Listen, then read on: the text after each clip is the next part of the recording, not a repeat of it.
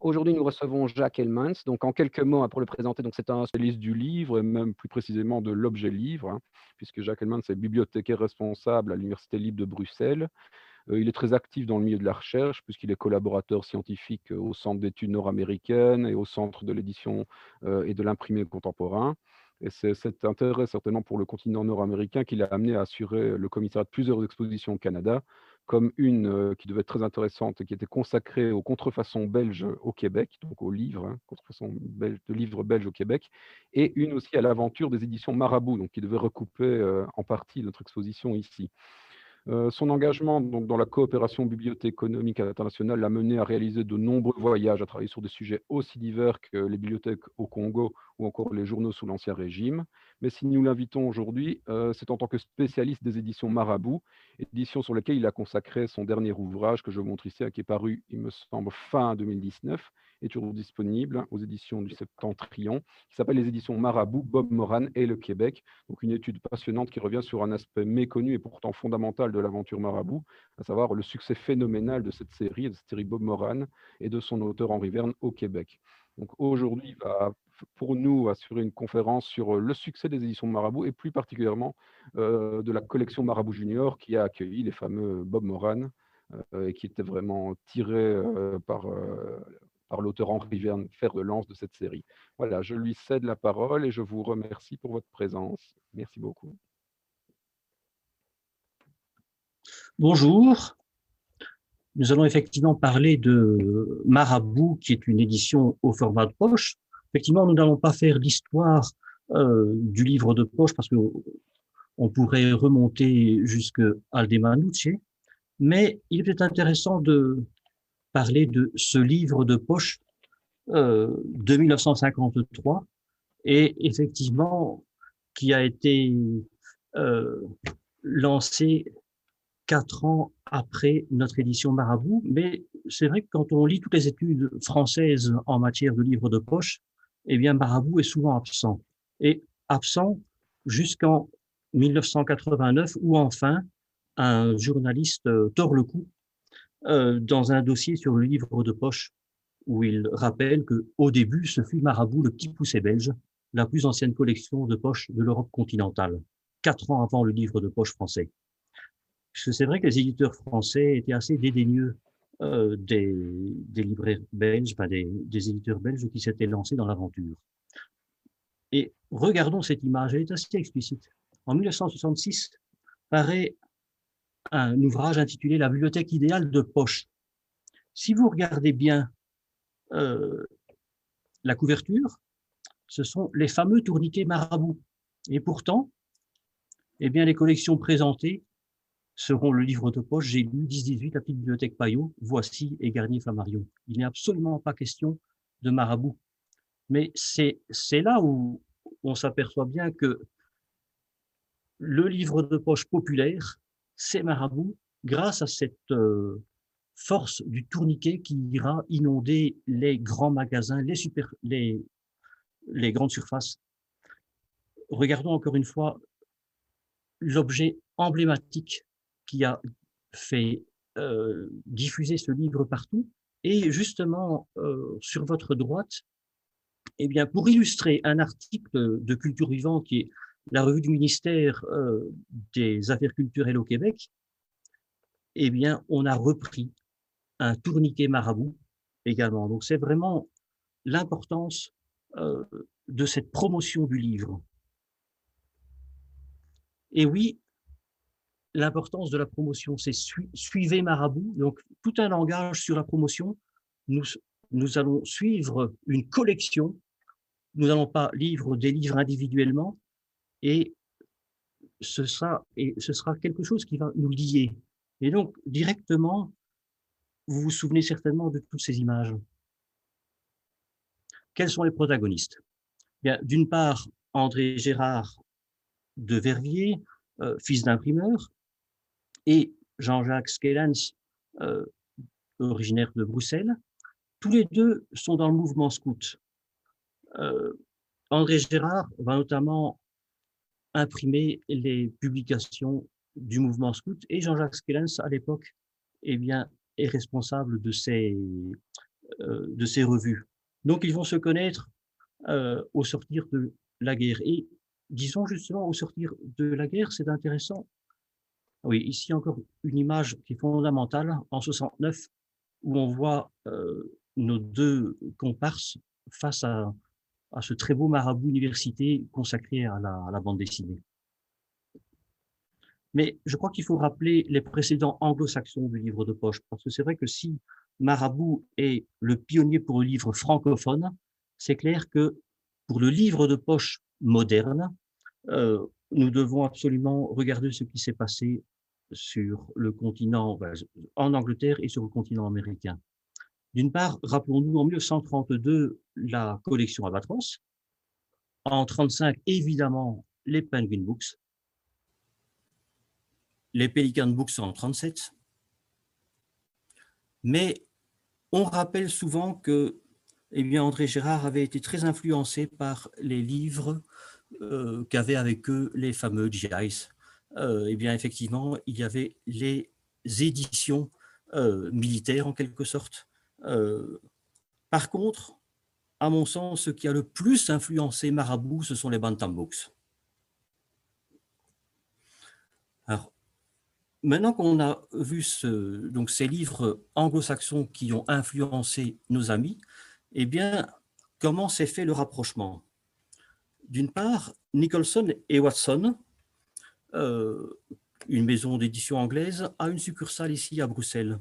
Ils se font imprimer chez Weissenbruck. Alors, comme on le voit, ce sont des livres classiques de l'époque. Ce sont des livres sans illustration.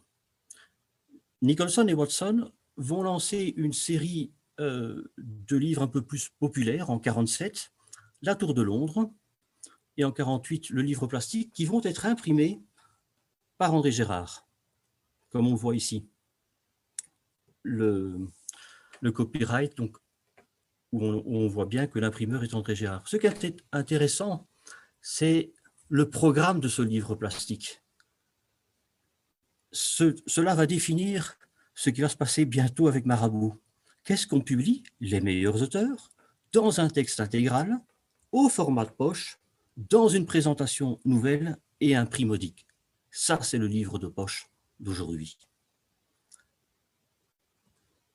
Qu'est-ce qui s'est passé? Nicholson et Watson, finalement, sont partis se faire imprimer en France, puisque la politique économique de la France fait que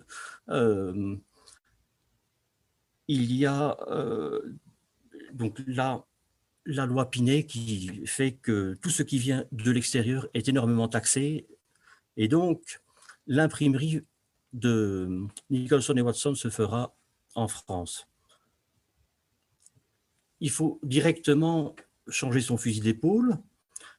André Gérard et Jean-Jacques Skellens se décident à créer leur propre collection, la collection Marabout, une série bimensuelle. Alors c'est un véritable challenge parce qu'ils vont lancer avec un slogan très bientôt 200 livres alors qu'ils n'en ont que quelques-uns dans leur valise. Mais le succès est au rendez-vous. Et pourquoi le succès est au rendez-vous?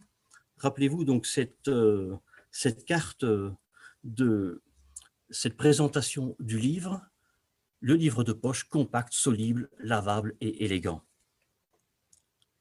Et directement, on va inonder le marché aussi en mettant des promotions, c'est-à-dire que la collection Marabout mettra dans ses ouvrages différents signés qui seront des slogans invités à suivre l'actualité littéraire et l'actualité de cette collection nouvelle. Également ici ce fameux signé long bec de Marabout. Alors un très beau slogan, il en a marre, elle est à bout, vite à Marabout. En 61, un très beau signé, une série de signés vont être illustrés par Ciné. Alors très vite, finalement, cette collection va être appréciée. La collection Marabout Collection, bon, elle est vendue 20 francs, elle paraît toutes les 2 semaines, mais pour pouvoir lancer la littérature internationale et des gros volumes, on passe à un nouveau format, le format Marabout géant, donc qui peut aller jusqu'à 500, 600, 700 pages. Donc une deuxième série sort à partir de 51. L'intérêt aussi, c'est de se rendre compte que on doit attirer le public. Le 4e de couverture donnera toujours une information sur l'auteur, une information sur son œuvre. C'est attirer le lecteur. Donc, c'est vrai qu'à l'époque, le livre français n'avait pas d'image. Donc, les éditeurs voulaient absolument une couverture très, très neutre. Ici, on va attirer le chaland par l'image. Et notamment dans les années 60, on aura aussi cette littérature fantastique qui, à partir des années 70, sera bien mise en évidence par Barognan dans la collection Marabout. Mais je crois qu'il faut peut-être un peu reconsidérer l'époque et rappeler qu'il y avait un phénomène de censure.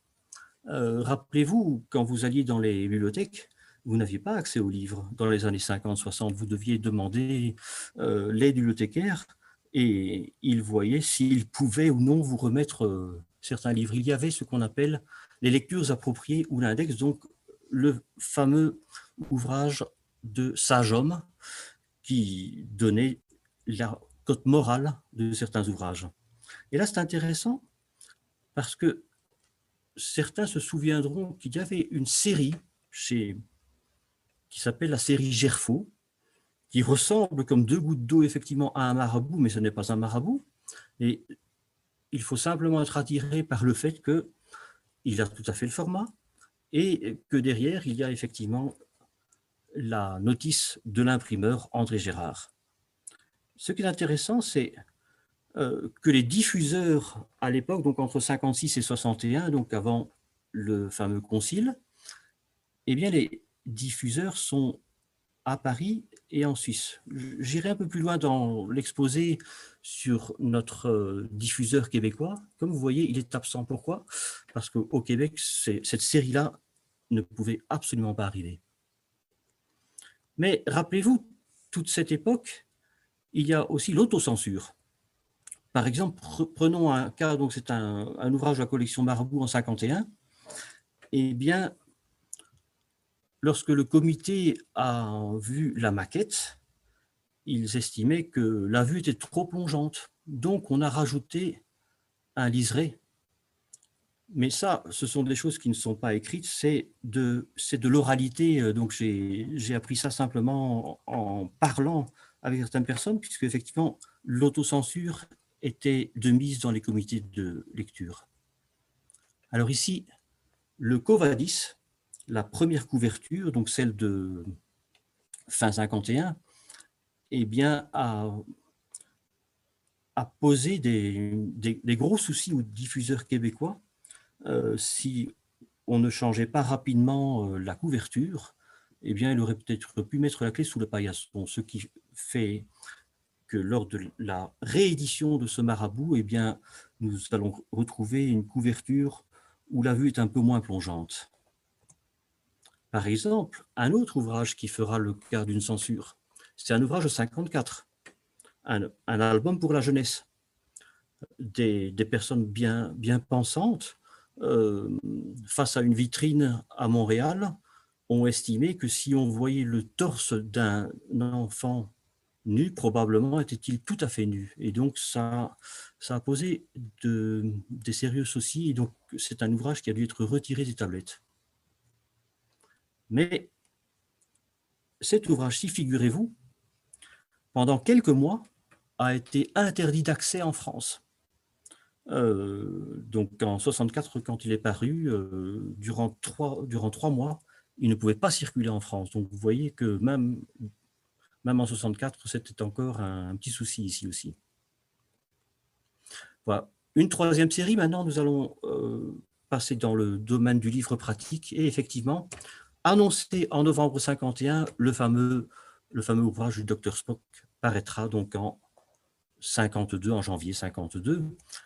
Combien d'exemplaires ont été lus? Je crois que ce sont des centaines de milliers. Je crois que beaucoup d'enfants ont été éduqués par Spock en Belgique, en France, en Suisse et au Québec. Un autre ouvrage, évidemment, de cette série, c'est Les prodigieuses victoires de la psychologie.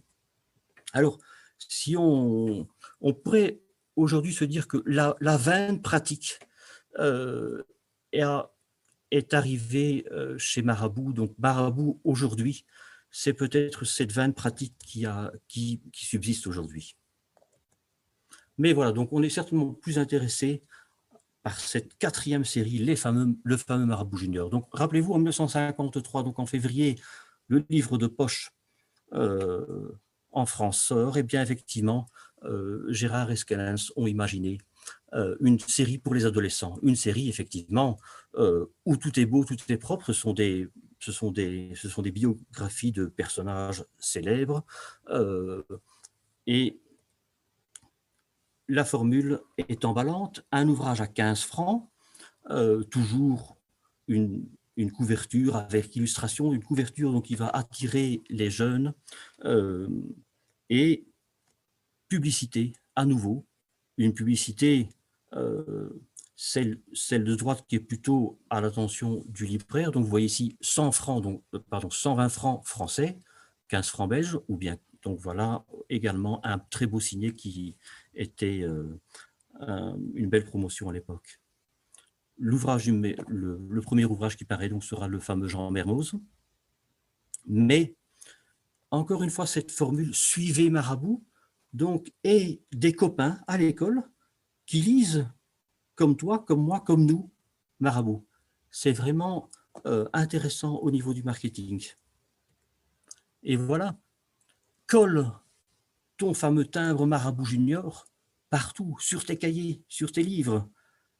C'est une vision du marketing, mais très très forte.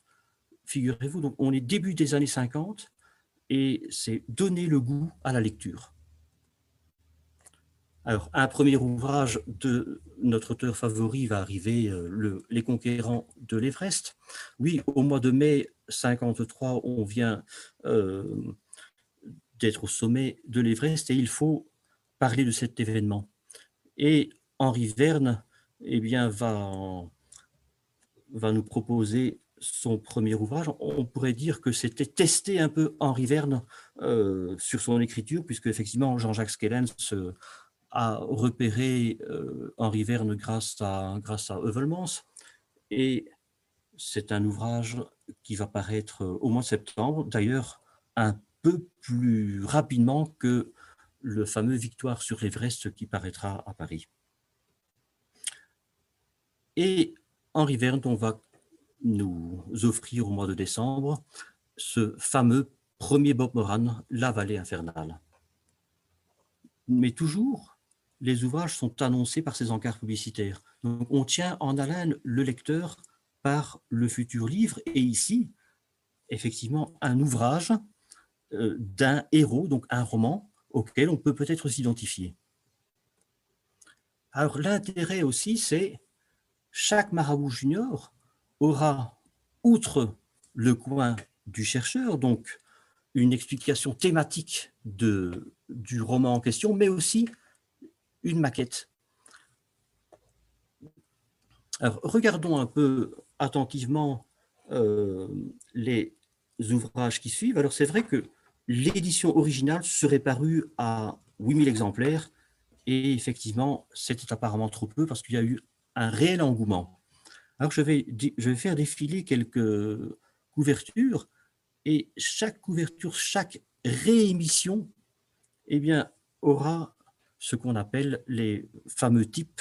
On aura des petites incrustations différentes. Donc, l'édition originale aura par exemple un tiret entre Marabout et Junior, la suivante n'en aura pas, puis vous aurez les hachures de Junior qui seront dans un sens la suivante dans un autre sens. Vous voyez sur votre gauche eh bien, que la serviette n'a plus la même dimension que la précédente. Donc 53, 54, 55, 56, on aura à chaque fois une petite amélioration, disons. Et là où c'est intéressant, voilà, donc ça c'est une des dernières de ce premier type. Et voilà, ce qu'on pourrait trouver en 57 dans les ouvrages de Marabout Junior. Rappelez-vous, je vous ai dit que Jean-Jacques Skellens et André Gérard proviennent du monde scout, et on rappelle aux jeunes qu'ils doivent être curieux, ils doivent toujours avoir l'esprit d'observation. Et finalement, c'est le rappeler, est-ce que vous êtes aperçu que la mallette est un peu plus grande, un peu plus petite? Est-ce que vous êtes aperçu de ce fameux tiret de CHUR? Et tout cela, c'est l'esprit d'observation. Alors, effectivement, on s'aperçoit que ici, sur base d'une facture, sur base d'un relevé de compte qui est envoyé donc à Monsieur de Wim, donc Henri Verne, et bien effectivement, les ouvrages, les aventures de Bob Moran sont réédités assez souvent. Donc ici, en 58, eh bien effectivement, on réédite le numéro 16. Donc, un nouveau type, encore une réédition. Et comme vous le voyez, encore ici en 64, eh bien, le numéro 16 est encore réédité donc en 64. Donc c'est ici à 30 000 exemplaires nouveaux, toujours pour le seul premier titre. Et si on voit effectivement ce seul titre, eh bien, il va ensuite être repris par Pocket Marabout, par la Bibliothèque Verte, et ensuite par le Franc, etc., jusqu'à une édition québécoise.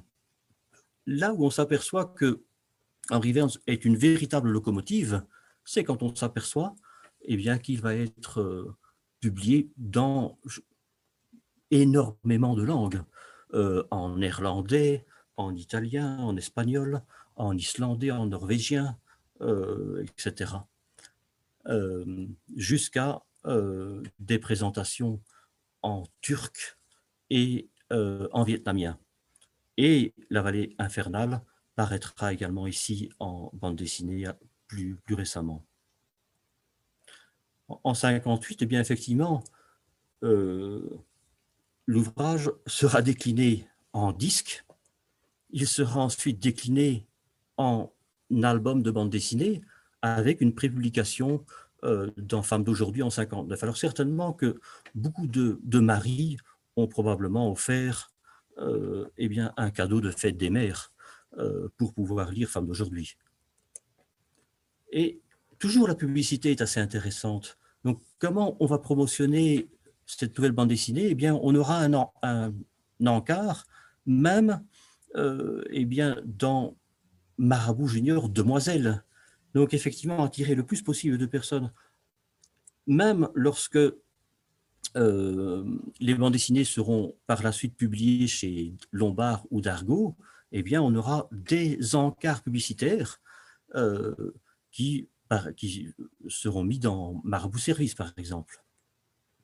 Alors, regardons cet ouvrage un peu plus attentivement et rappelons-nous que Marabout était peut-être assez artisanal et que finalement, entre les différentes composantes de l'imprimerie, eh bien, on pouvait peut-être faire quelquefois des fautes d'orthographe, ou bien alors peut-être avons-nous cru que Henri Verne et Jules Verne avaient peut-être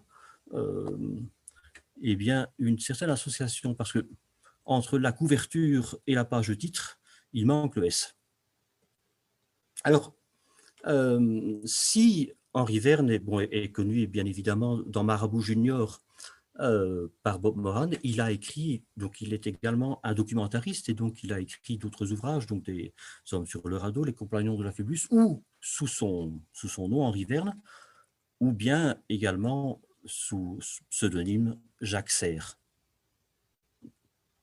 Alors, aussi un ouvrage assez intéressant, puisque si on voit la page, si on voit la couverture, Jacques Serre, en fonction des différents tirages, en fonction des différentes émissions de l'ouvrage, l'un est sans nom d'auteur, donc un pseudonyme apparemment, et l'autre sera écrit par Henri Verne. Donc finalement, Henri Verne, Jacques Serre, c'est bien évidemment la même personne.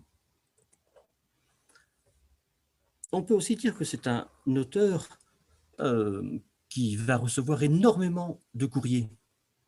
Le courrier des lecteurs, par exemple, eh bien, un certain Michel Jolet propose d'ailleurs à Henri Verne un roman où on pourrait proposer un mariage avec Tania Orloff. Et ici, une autre lettre de Jean-Pierre Tremblay de Chicoutimi en 65 qui lui parle évidemment de l'ombre jaune. Intéressant aussi, c'est à remarquer à partir du numéro 33 que nous allons créer un club international des chercheurs marabouts. C'est encore une fois créer une communauté, on pourrait dire une sorte de Facebook à l'ancienne, mais permettre à ce que tous ces lecteurs d'Henri Verne et des autres marabouts juniors se retrouvent ensemble. Et ça, c'est également un phénomène qui permettra certainement d'étendre le nombre de livres qui seront publiés. Donc c'est le bon numéro 1, pareil ici dans le Marabout Junior numéro 33, le chasseur de microbes. Mais attendons d'obtenir quelques bons, donc, et à partir du numéro 39, eh bien, vous aurez un certain nombre de questionnaires. Voici le formulaire d'adhésion. Donc effectivement, chaque fois que les personnes répondaient à un certain nombre de questions, ils pouvaient obtenir certains chevrons et aller de plus en plus loin dans leur quête de savoir. Et si on lit attentivement, mais je crois que la plupart d'entre vous connaissent bien cela, on rappelle que faites partie de l'élite de la jeunesse en gagnant ces chevrons.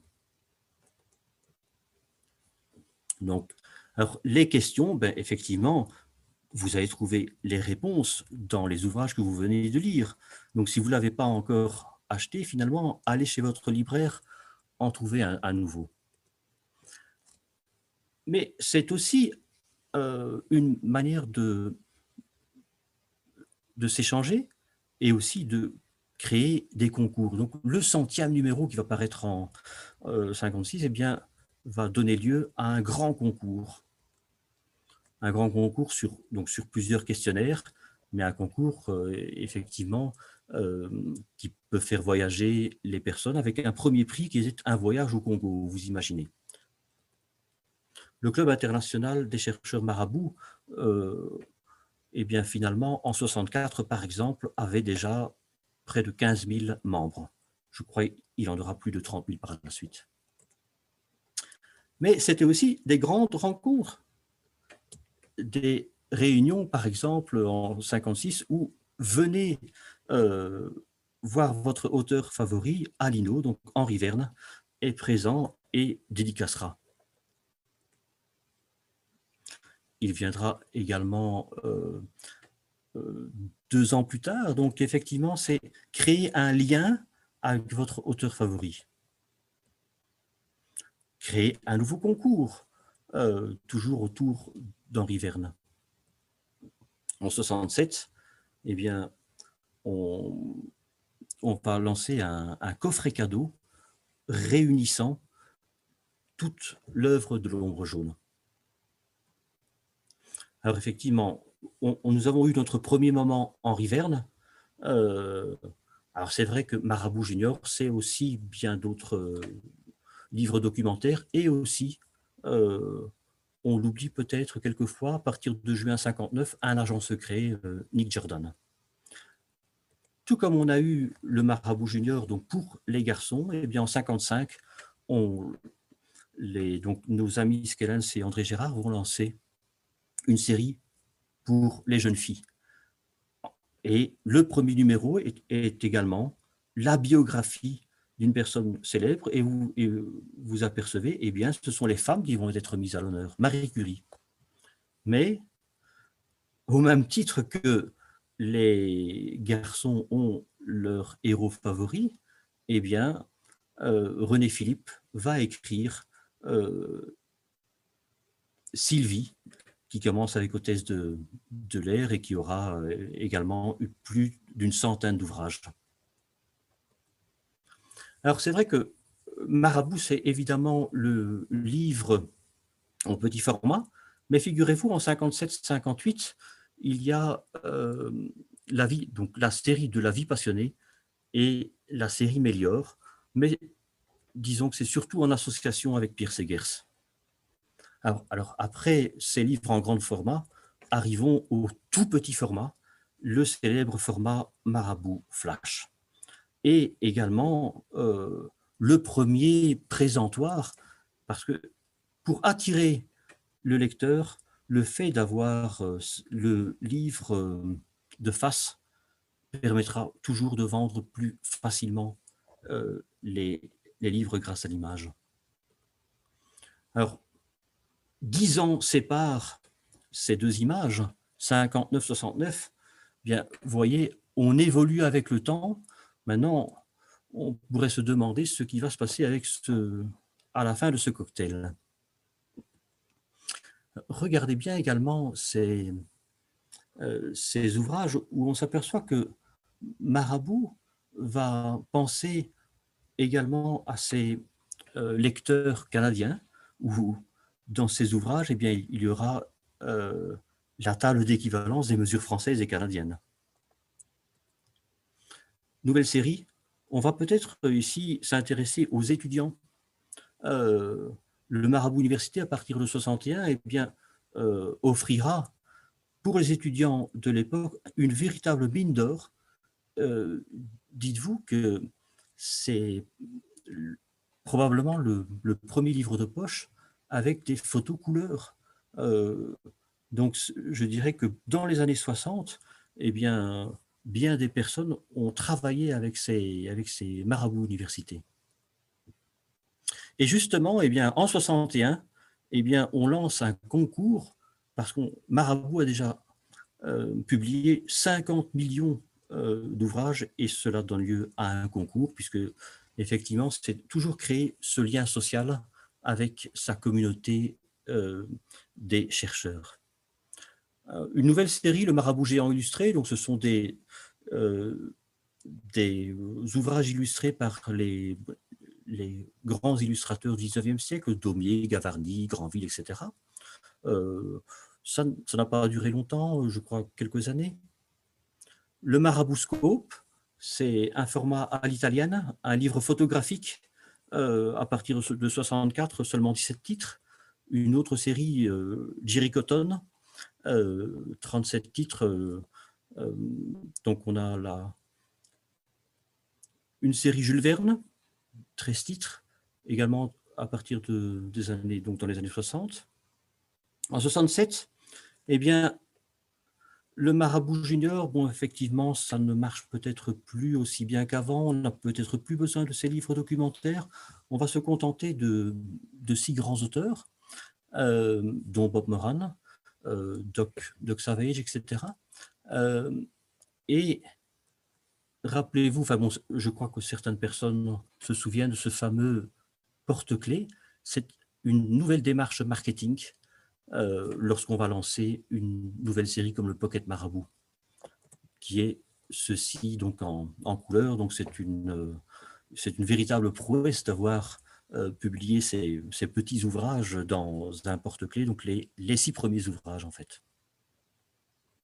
Alors la collection est répandue dans le monde entier. Oui, effectivement, je voudrais m'intéresser ici à la diffusion de ce livre, Marabout. Comme vous le voyez, évidemment, il est présent en Belgique, évidemment, en France, en Suisse, au Canada, au Luxembourg, mais également au Portugal, Espagne, Hollande, Italie, Grèce, Turquie, Allemagne, Angleterre, Liban, Brésil.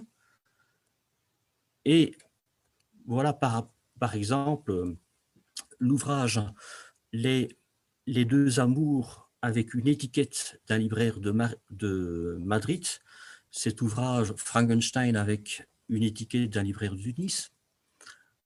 Alors ici, c'est une pratique assez courante au Canada. Sur la tranche de tête, on aura le prix de l'ouvrage de ce Bob Moran, 65 centimes, 65 cents. À nouveau, le chasseur de microbes vendu chez Fides à Montréal. Les flashs vendus à la librairie Fournier à Lévis, donc juste en face de Québec. Et regardons cette illustration allégorique d'Yves Rodier.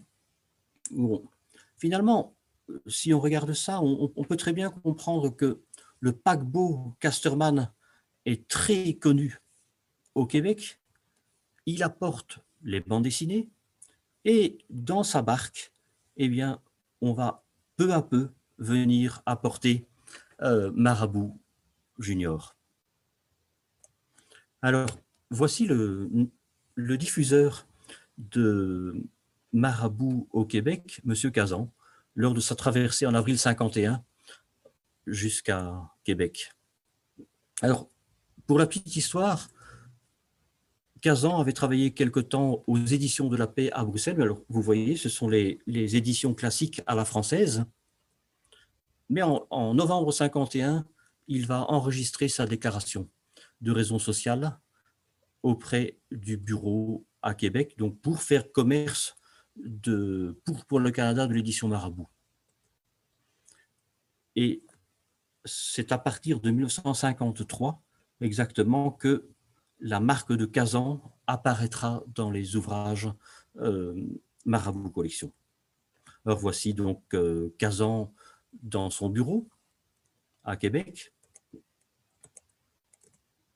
Il va sillonner lui aussi la province avec cette fameuse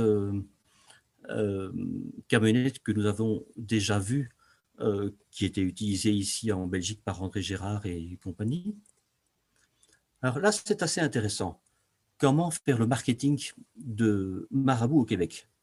Eh bien, il faut attirer les jeunes. Le hockey au Québec est le sport national.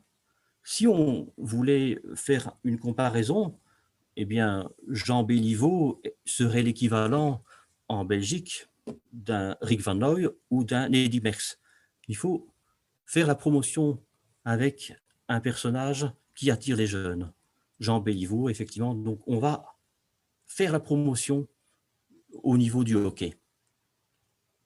Et par exemple, ici, en octobre 52 à Québec, on va faire parader Jean Béliveau dans la ville de Québec et des marabouts vont être offerts à toutes ces personnes qui sont dans les rues commerçantes de Québec. Lisez les romans Marabout. Jean Béliveau est également là pour faire cette promotion autour de ce livre populaire. Et on le met à toutes les sauces, puisque effectivement, même à la cuisine, il lit Marabout. Marabout dans Sport Revue. Donc effectivement, aller dans tous les médias pour faire la promotion de Marabout avec ce personnage fétiche. Les librairies de Québec font la promotion également des éditions Marabout, comme nous l'avons fait dans les années 50 ici en Belgique. Alors voici les vitrines des libraires de Québec qui promotionnent le livre Marabout.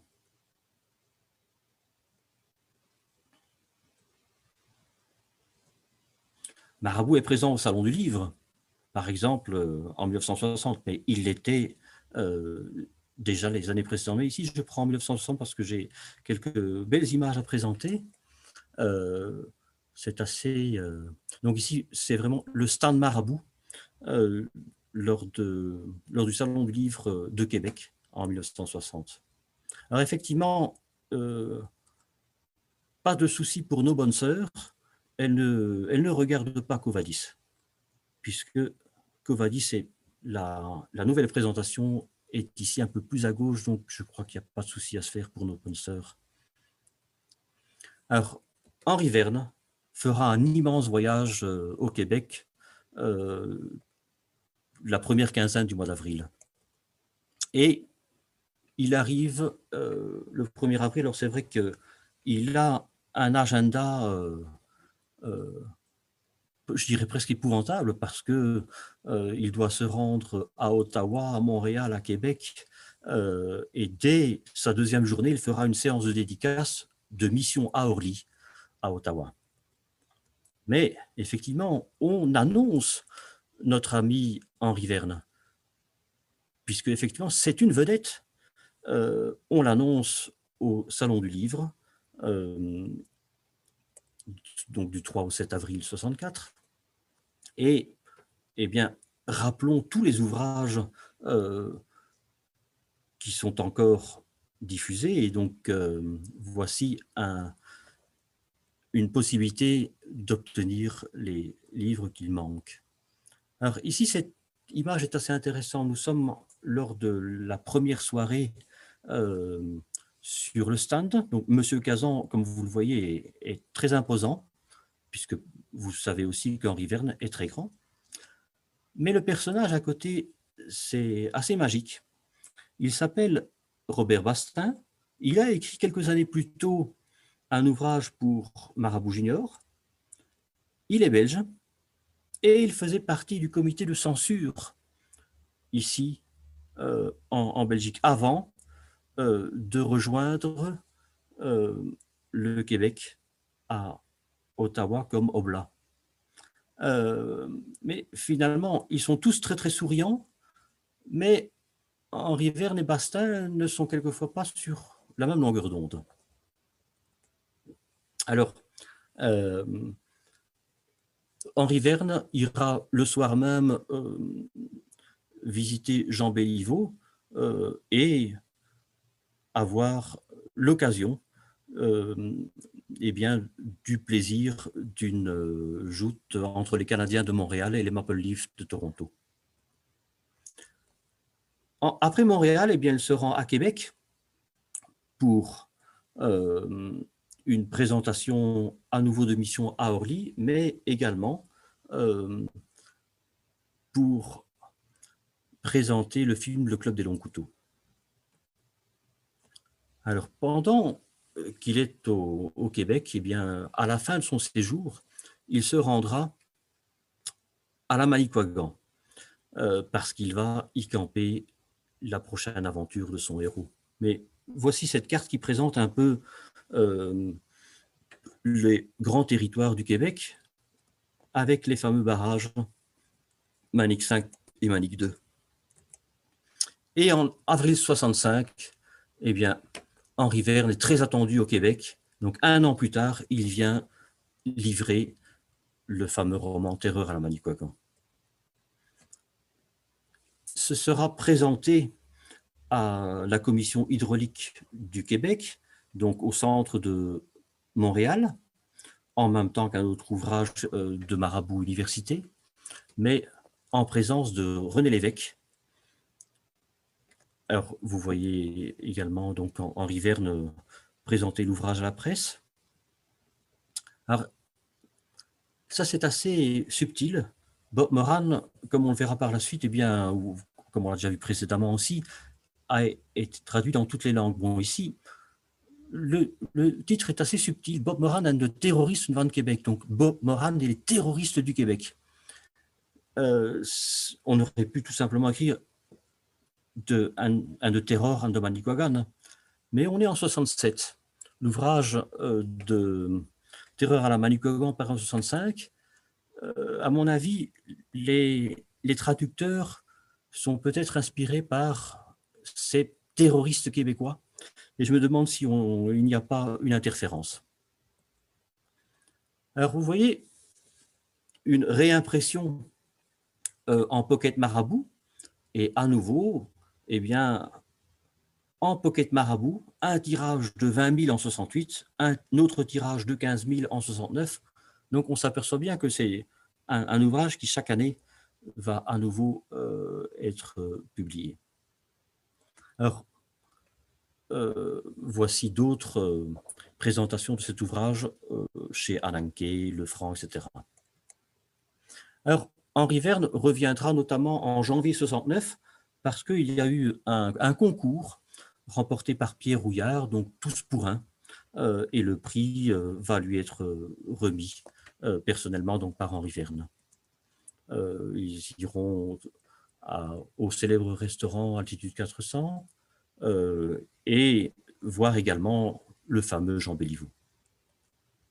Alors Marabout est toujours au centre du village. Marabout, ici en 71, est encore et toujours eh bien, près de la tribune. C'est vraiment la maison d'édition très importante au Québec. Et Kazan est l'incontournable du salon de livre. Alors, je ne vais pas faire l'histoire jusqu'à aujourd'hui de Marabout, mais c'est vrai que l'heure glorieuse de Marabout, on pourrait dire que ce sont quand même les 20 premières années, de 49 à 69, je dirais jusque 71 au départ de Jean-Jacques Skellens.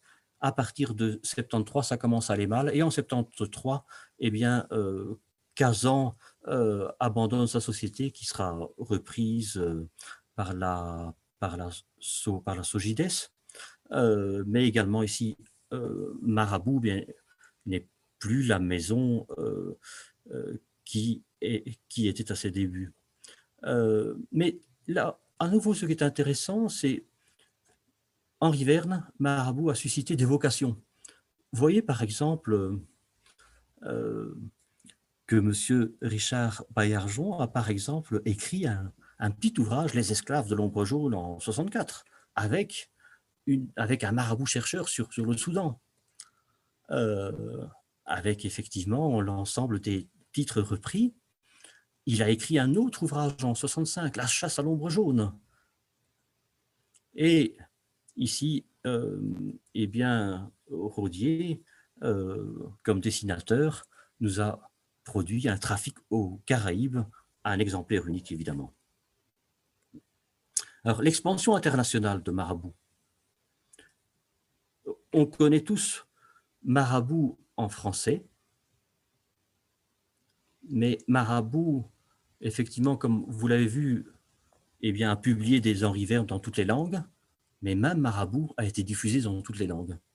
Marabout en italien, Marabout Junior Demoiselle, donc Henri Verne en italien, avec effectivement ici la liste de tous les livres publiés.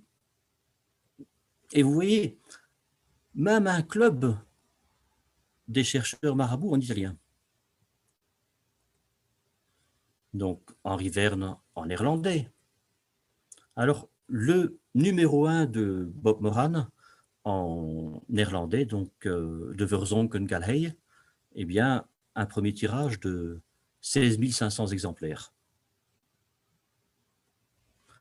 La série Marabout Jeunesse, donc la série de Marabout Demoiselle, la fameuse Blauwe Reeks, paraîtra également en néerlandais. En portugais également. Et qui dit portugais? Si on regarde effectivement ce copyright, eh bien, qui dit portugais dit aussi Brésil.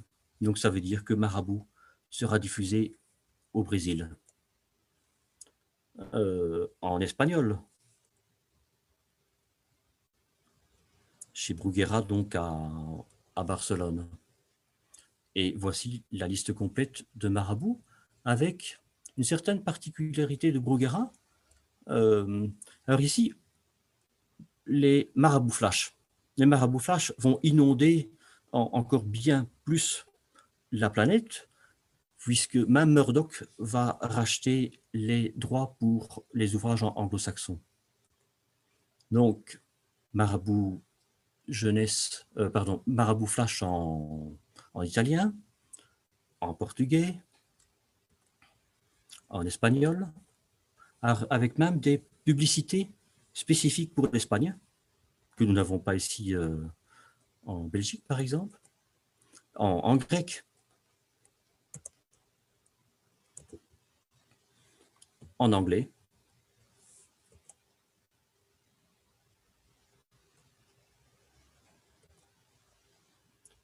Et même ici, par exemple, une publicité pour la série Marabout Flash à Singapour. Alors, c'est assez subtil. Au Danemark, il y a un déni du format Marabout Flash, puisque, comme vous le voyez ici, le Marabout Flash n'aurait été que la partie supérieure. Eh bien, finalement, on a voulu vendre un livre de poche traditionnel au Danemark, en finnois. Et donc voilà, comme je le disais, eh bien, la collection Marabout est connue dans le monde entier, donc avec ses fameux sigles. Et j'espère que vous avez donc eu une petite après-midi avec Henri Verne et moi-même autour du sujet Marabout Junior Henri Verne. Et évidemment, pour d'autres détails, vous pourrez également parcourir l'ouvrage dont il était question précédemment. Bien à vous. Ouais, voilà, vous m'entendez? Oui, merci Jacques pour cette présentation historique des éditions Marabout à travers la publicité et le marchandising. C'était très intéressant. Je ne sais, je vois. Je ne sais pas si peut-être une personne, on a un petit peu de temps, quelqu'un veut poser une petite question ou deux, qui n'hésite pas à faire signe. Savez-vous pourquoi éditer en chaîne? Il y a, par exemple, Jacques Philippe Legault qui demande pourquoi les éditeurs de Marabout ont choisi comme sigle, un symbole animalier. Oui, ben, peut-être on était déjà dans un bestiaire assez ornithologique. Hein. On avait déjà notre fameux pingouin, nous avions déjà notre albatros, nous avons déjà notre petit poulet, bantam, on a notre pélican. Mais tout simplement, bon, moi je trouve qu'un oiseau, ben, effectivement, ça porte loin un livre, donc l'oiseau migrateur. Mais aussi, voilà, bon, voyons peut-être plus près, c'est que il faut toujours un symbole, un logo. Et André Girard et Don Skellen sont du mouvement scout, comme je l'ai dit. Ils ont un totem et on a pris ce fameux totem marabout qui a été découpé dans un ouvrage de tous les totems scouts, en fait. Alors, il y a Jean-Luc Skellens qui voudrait parler, mais il peut. Normalement, son son est allumé, donc s'il parle, on devrait l'entendre. Oui. Est-ce que vous m'entendez? Oui, Oui, bien tout à sûr. fait, oui. Alors bon, donc vous avez, j'imagine, compris que je suis le fils de Jean-Jacques. Et donc je voudrais tout d'abord remercier à la fois Jacques pour sa présentation, sa conférence qui est très intéressante, était très très bien documentée, et donc bravo. Et bravo aussi à l'organisation d'avoir organisé cette séance cet après-midi. C'est évidemment très émouvant pour moi parce que ça me rappelle plein de souvenirs, puisqu'en fait, moi, je suis né en 49, donc je suis né exactement en même temps que les éditions Marabout. Et donc, j'ai à la fois beaucoup de souvenirs et puis très peu, parce que quand vous êtes l'enfant d'un personnage comme Jean-Jacques Skellens, c'est très difficile de suivre, parce que vous devez bien comprendre que pendant 20 ans, tout ça s'est fait à un rythme effréné, avec une créativité, une inventivité à tous les niveaux. Jacques a beaucoup souligné le rôle du marketing, mais il y avait aussi la recherche constante des auteurs. Et donc, effectivement, pour un enfant de Jean-Jacques Skellen, ça n'a pas toujours été facile de suivre le mouvement, mais c'est vrai que j'en ai gardé quelques souvenirs qu'on a pu effectivement aborder cet après-midi. Le fameux porte-clés avec les petits marabouts, j'en ai un exemplaire. La fameuse médaille qui sauve la vie de Bob Moran quand effectivement, dans un des épisodes, on le laisse mort alors qu'en fait la balle a frappé un médaillon. Mais j'ai ce médaillon dans ma petite collection. Et donc ça, c'est aussi quelque chose que je voudrais souligner, c'est qu'il y a eu une créativité extraordinaire à tous les niveaux, mais que malheureusement, et on le voit bien dans la présentation de Jacques Helmans, c'est que la plupart des œuvres originales, et Dieu sait s'il y en a eu, puisqu'effectivement chaque couverture d'ouvrage chez Marabout était une œuvre originale, Malheureusement, toutes ces œuvres originales ont disparu puisque, vous le savez sans doute, l'imprimerie de Verviers a brûlé. Et donc, la plupart de ces œuvres originales ont disparu dans les flammes, ce qui est évidemment très triste par rapport à ce patrimoine qui est exceptionnel. Si vous prenez les couvertures d'Henri Verne, de Bob Moran en particulier, elles ont toutes été peintes par Pierre Joubert, qui reste un extraordinaire illustrateur français, qui a marqué des générations, en particulier à travers les livres qu'il a illustrés pour les scouts. Et donc ça, je pense qu'effectivement, c'est quelque chose qui est dommage. Toute cette inventivité qui aurait bien sûr pu faire l'objet de magnifiques expositions avec des œuvres originales, mais ça, malheureusement, ce n'est pas possible. Et donc, je sais que dans le monde entier, il y a plein de gens qui ont des collections plus ou moins complètes. Ça va peut-être vous étonner.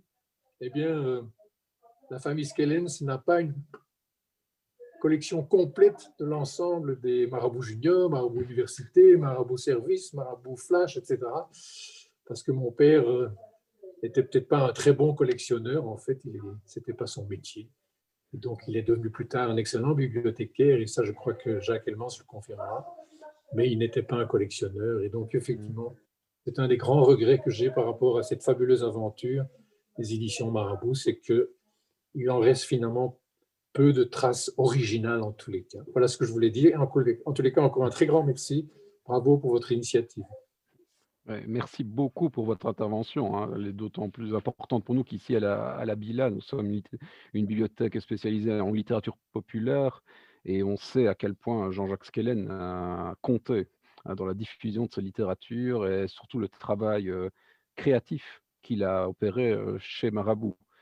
Évidemment, il y avait André Gérard, mais je pense que voilà, si cette collection, si cette maison d'édition est aussi riche encore aujourd'hui, c'est surtout grâce à lui.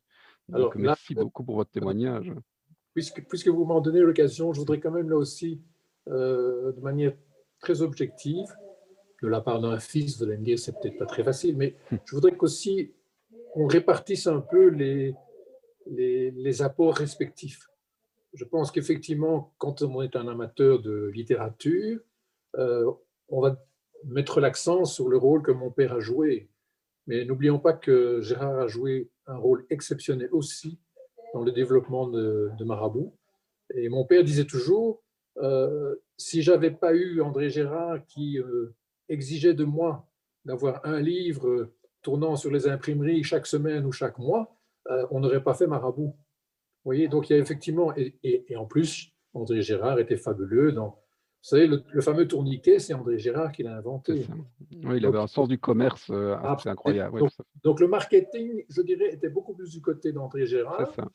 que du côté de mon père. Donc ça, il faut en être conscient. Par contre, c'est vrai, le sens de la mise en collection, la progressivité, bon, on a commencé par la Marabout Junior, et puis finalement, on est arrivé à Marabout Université, parce que c'était logique. Tous les jeunes qui avaient lu des ouvrages, et entre autres, comme l'a dit Jacques Helmans, des ouvrages documentaires dans Marabout Junior, ils ont été très naturellement, quand ils sont arrivés à l'université, très heureux de trouver que Marabout leur apportait aussi des réponses. Donc il y avait un sens très très important de la continuité des collections, de l'association des collections. Et ça, c'est mon père qui incontestablement a joué un rôle tout à fait essentiel. Mais je voudrais, parce que trop souvent, on a tendance à dire oui, oui, Marabout n'aurait jamais rien été si ça n'avait pas été Jean-Jacques Skellens. Ce n'est pas vrai. C'était un duo qui fonctionnait particulièrement bien, oui, c'est ça. Voilà, exactement. Ils ont malheureusement fini par se disputer parce que ça restait des personnalités très différentes et ils ont eu des vécus personnels et familiaux très différents. Et donc, c'est vrai que ça, à un moment donné, ça a explosé. C'est pour ça que moi, j'ai toujours dit que malheureusement, Marabout avait été incapable de passer l'âge légal, puisqu'effectivement, c'est après 20 ans que ça a fini par décliner et que donc, effectivement, là, il y a eu une échéance qui a joué. Ben voilà, ça n'empêche que ça a été une fabuleuse aventure. Mais en tous les cas, merci beaucoup. Merci à vous, merci beaucoup. Je vois que Monsieur Laporte voudrait dire quelques mots. Normalement, il est aussi, son son est activé, donc normalement, on l'entendra s'il parle. Bonjour, vous m'entendez bien? Oui, tout à Oui, fait. Bonjour. bonjour. Alors, je vous parle du Québec. Je dis bonjour à M. Hellman que j'ai rencontré au Salon du Livre de Montréal il y a deux ans, avec qui j'ai eu une belle conversation. J'aimerais simplement dire qu'au Québec, au début des années 60, c'était le désert pour les jeunes hommes que nous étions. En 64, j'avais 10 ans. Il n'y avait à peu près rien comme littérature jeunesse. Tout passait par la censure cléricale et nous n'avions accès qu'aux comics américains, aux super-héros publiés dans les journaux. Or, il y a eu l'arrivée de Tintin et de Bob Moran. Alors, je me rappelle mon premier Tintin que je me suis acheté, Le secret de la licorne, qu'on a payé 1,70 $, qui était très cher pour l'époque. J'avais un petit boulot que je recevais 50 sous de l'heure, donc je devais travailler presque une journée pour me le payer. Et il y a eu les bonnes Moran qui se sont arrivées qu'on pouvait acheter pour 65 sous. Alors, c'était très accessible et ça nous a permis de prendre un goût à la lecture. Alors, je parle en mon cas personnel, j'avais 10, 12, 13 ans à l'époque et j'ai pris goût à la lecture avec Tintin et surtout Bob Moran. Et j'ai découvert naturellement la collection J'ai lu, les Maurice Leblanc et tout le reste. Et ce goût de la lecture, bien sûr, m'a donné le goût des études et m'a permis de faire des études universitaires. Alors, je dois beaucoup, et je tiens à vous le dire, je dois beaucoup à Marabout, bien sûr aux éditions Cacasterman Tintin, qui m'ont donné ce goût de la lecture, le goût de l'étude et m'ont permis de continuer dans mes études. J'en avais parlé avec M. Hellman au Salon du Livre, comme c'était important pour nous, les jeunes hommes que nous étions en 65, 66, 67, comment c'est important pour nous d'aller acheter nos Bob Moran et tous les autres Doc Savage, Kim Carnet, tous les autres. Chez notre libraire, quand on avait un peu d'argent dans les poches, bon, ben voilà, 65 sous, 75 sous, c'était accessible et on se les passait entre nous et on les dévorait. Alors, je dois beaucoup personnellement à cette littérature qui m'a permis, comme je vous ai dit, de faire des études plus tard. Alors, merci beaucoup. Merci à vous, merci pour votre témoignage. Mais c'est vrai que, bon, ça, c'est un témoignage qu'on pourrait entendre aussi chez les petits Européens, on va dire ici aussi. Mais ce qui est vraiment intéressant avec ce que Jacques Hellman nous a présenté, le livre, c'est qu'ici en Europe, on ne connaît pas bien, on ne sait pas le succès phénoménal, mais vraiment phénoménal, qu'ont eu Bob Moran et les éditions Marabout en général au Québec, chez les francophones du Canada. Et ça, c'est quelque chose que moi-même j'ai découvert en lisant le livre de Jacques. Et puis voilà, ici, Jacques l'a encore bien montré. C'est vraiment quelque chose de tout à fait intéressant et fascinant. Et on voit encore aujourd'hui, et on le voit aussi dans les blogs et chez les fans, etc., à quel point je pense que vraiment le cœur des fans vraiment reste au Québec aujourd'hui. Et ils sont très actifs. Et même dans les clubs, je sais bien que par exemple, c'est au Québec maintenant que vit le magazine du Club Bob Moran. Ils ont recréé un nouveau Club Bob Moran et ils publient un magazine là, qui est d'actualité et d'études autour de l'œuvre d'Henri Verne. Voilà, donc il y a vraiment on voit qu'il y a un déplacement, on va dire, du centre de gravité des fans de Bob Moran au Québec où ça reste encore très vivant, beaucoup plus qu'en Europe. Et donc ça, c'est vraiment intéressant et c'est quelque chose qu'on ne connaît peut-être pas bien quand on n'est pas vraiment immergé dans cette histoire des éditions Marabout, ce succès au Québec. Voilà, donc merci pour votre témoignage. Merci. Est-ce que quelqu'un d'autre veut dire un petit mot? Ou alors, plus personne. Si quelqu'un veut me faire un petit... Je voudrais juste peut-être ajouter, Oui. pour rebondir sur la fin de la présentation de Jacques. Donc, effectivement, pourquoi Marabout? Et donc, sachez qu'effectivement, le totem de mon père chez les scouts, c'était ramier. Donc, c'était un oiseau, mais ce n'était pas Marabout. Et le totem d'André Gérin, ce n'était pas Marabout non plus. Donc, peut-être que pour ne pas se disputer déjà lors de la fondation, quand on apprend le totem de l'un ou de l'autre, ils ont pris un tiers, tout en restant effectivement dans l'idée de mettre en scène un oiseau. Je vous avoue que j'ai toujours trouvé qu'ils avaient été courageux, parce que s'il y a bien un animal qui n'est pas très beau, c'est le marabout. Mais bon, ça, oui. ils l'ont suffisamment bien sublimé que pour en faire un personnage hyper sympathique. Mais qui n'est pas le plus connu des oiseaux non plus, en plus. Hein. Donc c'est vraiment... Non.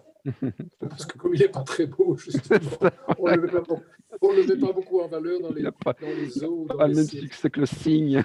C'est ça. Non. Ok, merci beaucoup pour votre témoignage. Ben voilà, j'ai l'impression que plus personne ne veut prendre la parole, donc merci beaucoup. Jacques, tu souhaites dire quelque chose encore, un petit mot? Mais effectivement, je crois que on peut quelquefois prendre l'expression « la tête et les jambes ».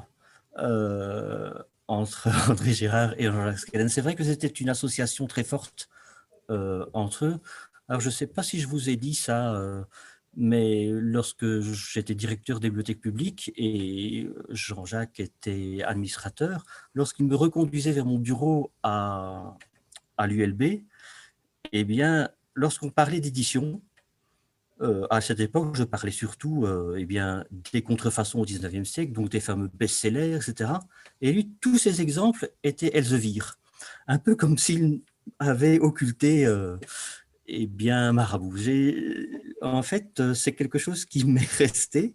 Et je trouve qu'encore aujourd'hui, je me dis, tiens, et pourquoi il ne me parlait jamais de Marabout? Mais tous ces exemples étaient Elsevier. Mais là, je vais vous donner une explication toute simple. Donc, mon père a eu 4 enfants, et en fait, il en a eu 5. Le 5e étant bien sûr Marabout. Et pour lui, le fait de devoir arrêter Marabout, ça a été très, très difficile. Bien sûr, il n'a pas eu de problème pour retrouver du boulot, hein, je vous rassure, mais pour lui, c'était vraiment un déchirement que d'avoir effectivement dû quitter le bateau, alors qu'il y avait effectivement plein de choses à faire, et que malheureusement, ces choses-là n'ont pas pu se concrétiser. Et donc, je pense que malheureusement, pour des tas de bonnes raisons, cette rupture a été très difficile pour lui. Et je pense que ça explique la réflexion que tu fais, Jacques, hein, c'est qu'effectivement, quand on réalise pendant 20 ans une œuvre comme celle-là, et que malheureusement, on ne parvient pas à passer un cap, c'est très difficile, prenons l'expression, hein, c'est très difficile de faire son deuil. Et mon père n'y est pas arrivé, et je pense que c'est clair. Donc c'est vrai, après Marabout, il est allé chez Elsevier, dans les éditions Elsevier, donc c'est pour ça que les exemples qu'il donnait étaient rattachés à Elsevier et pas à Marabout, mais je pense que c'est ça l'explication. Mmh. Voilà. D'accord. Merci à tous.